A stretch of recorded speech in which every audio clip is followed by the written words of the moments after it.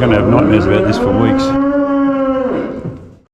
My name's Oscar Zeller. I'm a wildlife rescuer with Vets for Compassion and Wildlife Victoria. I spent all afternoon doing rescues, drove home and was home for an hour. At 10 p.m. my phone rang. It was Wildlife Victoria. They called me saying a truck carrying cattle had just collided with a railway bridge in South Yarra. The truck was a 2-story vehicle carrying a total of 74 cows. It was jammed under this 4-meter bridge. 2 cows had escaped and were missing. At this point, I took a step back as this whole situation was just completely overwhelming. I was just a 23-year-old volunteer wildlife rescuer, all alone in this situation, and it wasn't just one victim. We're talking dozens of mangled up, impaled and crushed animals screaming in agonizing pain. I immediately called Chris Barton, one of the founders of Vets for Compassion. Can we confirm from you guys who's in charge? Chris takes the lead, being the chief vet here, then we'll assist Chris.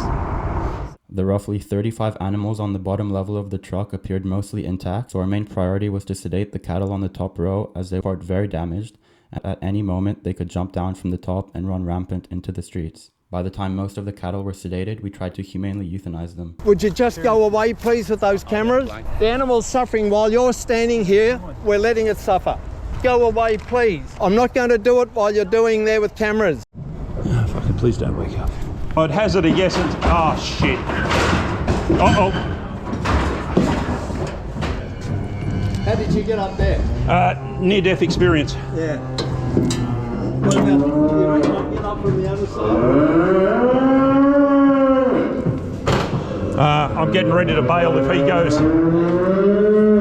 When the all clear was finally given, Chris and Brendan euthanized the unviable cattle that were all mangled up on the top level of the truck. This was so dangerous with how confined the area was, so the risk of bullets ricocheting was incredibly high.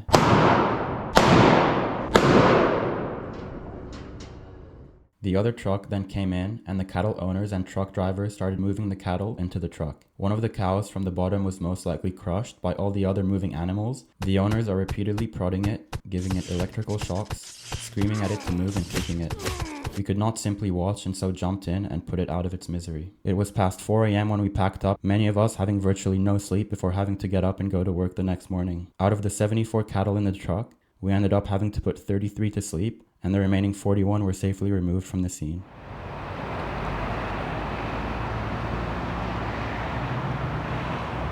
Nothing could have prepared me for what I saw when I arrived on scene. It was absolutely devastating, something out of a horror movie.